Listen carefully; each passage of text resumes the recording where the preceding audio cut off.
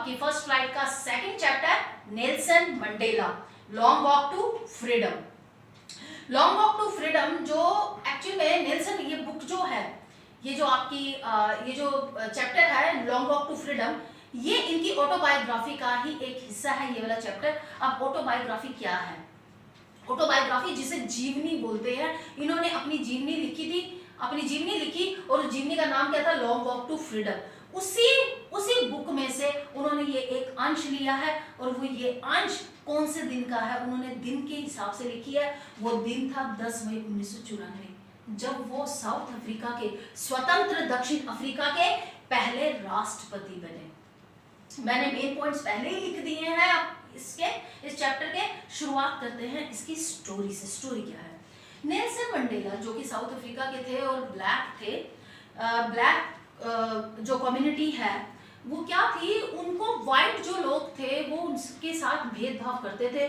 और ये जो भेदभाव की नीति थी, इसे इनका हिंदी में बोलते हैं रंग भेद की नीति, जिसे इंग्लिश में अपार्थाइड बोलते हैं। रंग भेद की नीति थे। उन्हें ना तो कोई फैसिलिटीज दी जाती थी, कुछ फैसिलिटी नहीं थी, कुछ उनके लिए उनके विकास के लिए कुछ नहीं किया जाता था। लगभग 300 सालों तक उन लोगों ने किस पर किया? दक्षिण अफ्रीका पर उन्होंने शासन किया व्हाइट्स ने।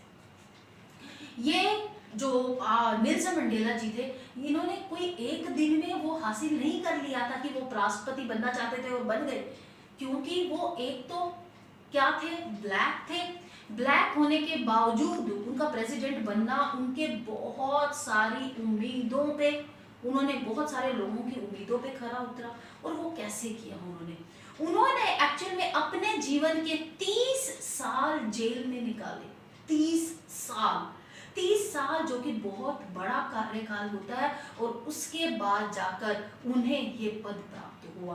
पहली बार 1994 में पहली बार दक्षिण अफ्रीका में चुनाव हुए, वो भी प्रजातांत्रिक ढंग से, वो भी डेमोक्रेटिक ढंग से। डेमोक्रेटिक मतलब लोगों ने वोट डाली और तब चुनाव हुए, तब इलेक्शन हुए। जो कि नेल्सन मंडेला की जो पार्टी थी वो थी नेशनल कांग्रेस पार्टी। उस पार्टी ने 400 में से 252 सीट जीती और अपना बहुमत स्पष्ट किया। उसके बाद जब उस पार्टी ने इतनी बड़ी जीत हासिल करी तो 10 मई को पूरे संसार के बड़े बड़े राजनीतिज्ञ सारे इकट्ठे हुए थे साउथ अफ्रीका में। और साउथ अफ्रीका में जहां वो इकट्ठे हुए, वहां पे जब वो इकट्ठे हुए, एक हॉल था, उस हॉल में वो इकट्ठे हुए। और उस हॉल में जब इकट्ठे हुए तो उन्होंने, जो ये नेल्सन मंडेला है, इन्होंने भाषण दिया। और वो भाषण जो स्पीच दी, वो इस चैप्टर का क्या है? वही इस चैप्टर का समरी है। उन्होंने अपने भाषण में ये नहीं कहा कि 300 साल बाद जब वो फर्स्ट ब्लैक प्रेसिडेंट बने कि सफेद जो लोग थे, वहां पे व्हाइट जो लोग थे, उनको निकाल दो, उनको रिस्पेक्ट नहीं किया। ऐसा नहीं था। इवन उस दिन भी 10 मई को भी जब नेशनल एंथम गाया गया तो ब्लैक लोगों का नेशनल एंथम नहीं, व्हाइट लोगों का नेशनल एंथम भी वहां गाया गया। रीजन क्या था? नेल्सन मंडेला का मानना था कि हमारा ये नहीं है कि हमें स्वतंत्रता प्राप्त करनी है लेकिन दूसरों के प्रति घृणा का भाव रख के नहीं। हमें स्वतंत्रता मिल गई है, हम ब्लैक, मैं पहला प्रेसिडेंट बन गया हूँ, मेरे सारे लोगों को अपने अपने अधिकार मिलेंगे बस। लेकिन मेरा मतलब ये नहीं है कि मैं व्हाइट जो है उनका तिरस्कार करूँ, नहीं, उनका तिरस्कार नहीं। उन्होंने ये भी कहा, जो भी कर्नल्स थे, जो भी उनकी जितने भी बड़े बड़े ऑफिसर्स थे, जो भी उन्होंने किया 29 सालों में जब वो जेल में थे, तो उन्होंने ये नहीं किया कि पर्सनली नहीं था उनका कुछ भी कि नेल्सन मंडेला ऐसा है तो हमने कुछ ऐसा करना है, नहीं। उन्होंने वो किया जो उनकी गवर्नमेंट ने करी। एक्चुअल में वो उन चीजों को फॉलो कर रहे थे जो उनसे कहा जा रहा था। तो मेरे लिए वो लोग गंदे नहीं है, वो लोग खराब नहीं है, क्योंकि उन्होंने अपने देश की सेवा के प्रति लगे हुए थे, अपने देश के प्रति थे वो। और मैं अपने देश के प्रति अपनी क्या रखता हूँ? एक भावना रखता हूँ, एक देश प्रेम की भावना। उनकी अपने प्रति थी, अपने देश के प्रति, अपने देश के रूल्स रेगुलेशन के प्रति, और मेरी अपने के लिए। तो जब नेशनल एंथम जब बजा तो दोनों ही इवन जो ब्लैक वाला था वो भी नेशनल एंथम बजाया गया, जो आपका व्हाइट का था वो भी। उसके बाद नेल्सन मंडेला ने थैंक्स किया, पूरे पॉलिटिशियंस जितने भी वहाँ पे पॉलिटिशियंस आए हुए थे, बड़े बड़े डिप्लोमेट्स आए हुए थे, सबको थैंक किया कि उन्होंने डायरेक्टली इनडायरेक्टली जिन्होंने हेल्प करी उनकी, तो उन्होंने थैंक किया। और उन्होंने ये भी कहा अपनी सेइंग में कि अब कभी भी ये इतनी ब्यूटीफुल लैंड जो है साउथ अफ्रीका, अब कभी भी दोबारा से कभी परतंत्र नहीं होगी, किसी के दबाव में नहीं आएगी, कोई ऐसा नहीं आएगा जो उनको पीड़ा दे सके, अब दोबारा ये गुलाम नहीं बनेगी। उसके बाद उन्होंने क्या कहा, उन्होंने कहा जो भी हुआ अच्छा हुआ, जो ऑफिसर्स कर रहे थे अपनी ड्यूटीज पूरी कर रहे थे, मैंने अपनी ड्यूटी पूरी करी। लेकिन उन्होंने एक और चीज बताई इस चैप्टर में जो मोस्ट इंपॉर्टेंट रहती है, वो बताते हैं कि हर व्यक्ति के जीवन में दो कर्तव्य होते हैं। हर व्यक्ति के जीवन में दो कर्तव्य होते हैं, और वो कर्तव्य किसके प्रति होते हैं? वो कर्तव्य, पहला कर्तव्य जो first obligation he was talking about, what he was talking about the first obligation toward his family, his children, wife, parents, and second obligation towards whom? To country, to nation. तो उन्होंने बताया कि हर आदमी का कर्तव्य है, परिवार है, परिवार के प्रति भी है, देश ने जब बुलाया देश के प्रति भी है। तो उन्होंने दो ऑब्लिगेशंस की बात करी। दूसरा उन्होंने और क्या कहा, इस चैप्टर में उन्होंने एक बहुत इंपॉर्टेंट बात कही कि जो, अब देखिए यहाँ पे आइए, देखिए मैंने यहाँ पे लिखा है बेटा, the man who takes away another's man freedom, वो आदमी जो दूसरों की स्वतंत्रता ले लेता है, is a prisoner of hatred. Actual में वो उसकी गलती नहीं है, एक्चुअल में वो घृणा से भरा हुआ है। जिसमें प्यार नहीं है वही दूसरों को क्या बना रहा है? परतंत्र कर रहा है, जंजीरों में बांध रहा है। जो क्या है? जिसमें घृणा की भावना है। And he is locked behind the bar, और उसमें ऐसा क्यों कर रहा है?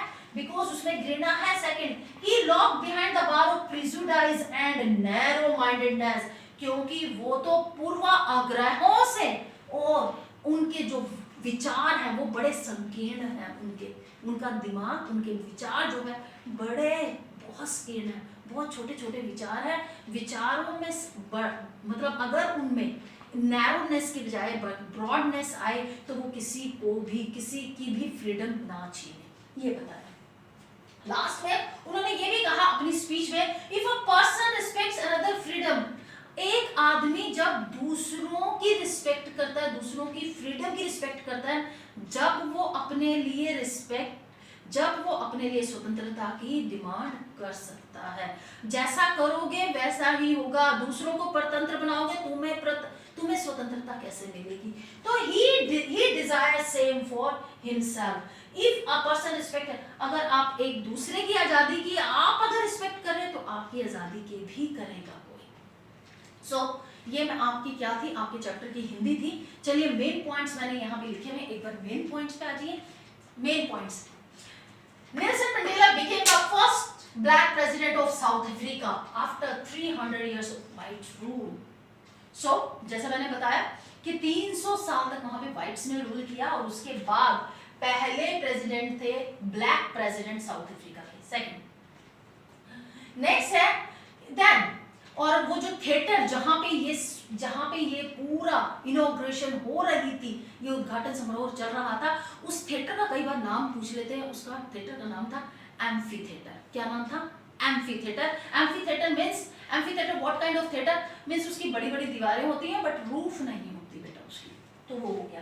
Then his party Africa national congress, तो जो उनकी पार्टी थी कांग्रेस, जो पार्टी थी उनकी नेशनल कांग्रेस अफ्रीका की, उन्होंने 252 सीटें जीती थी 400 में से। The next sentences, in the inauguration ceremony he said, उन्होंने क्या कहा? He said never again will this beautiful land experience the operation of one by another, कि जो ब्यूटीफुल लैंड है कौन सी? साउथ अफ्रीका, अब कभी भी, इतनी सुंदर, कभी भी एक दूसरा कोई भी इस पे क्या नहीं करेगा, ऑपरेशन, कोई इसको दबाएगा नहीं एक दूसरे को। Then on this day both the whites and blacks sung their national anthem, as I told you कि इस दिन सिर्फ ब्लैक नेशनल एंथम नहीं बजा, Even white also sung their national anthem just to pay the respect to both national anthem.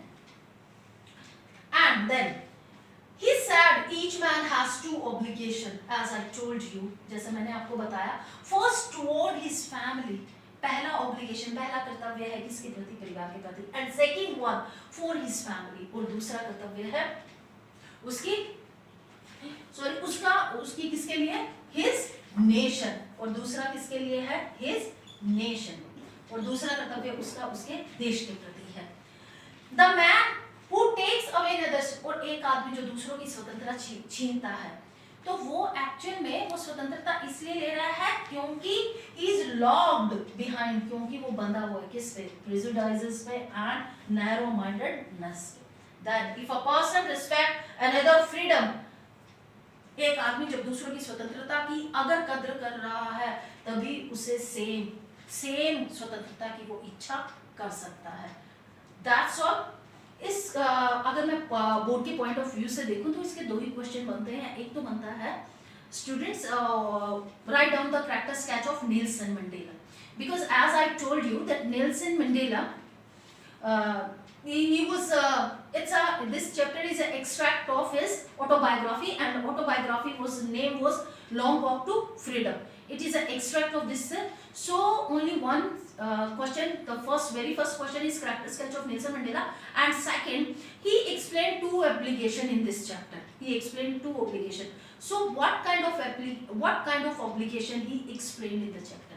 Only यही आता है, इसके दो क्वेश्चन है और दोनों मोस्ट इंपॉर्टेंट है। I hope you like this video. अगर आपको पसंद आया तो प्लीज कमेंट बॉक्स में कमेंट करना ना भूलिए और मेरे चैनल को सब्सक्राइब करना ना भूलिए। Thank you, have a wonderful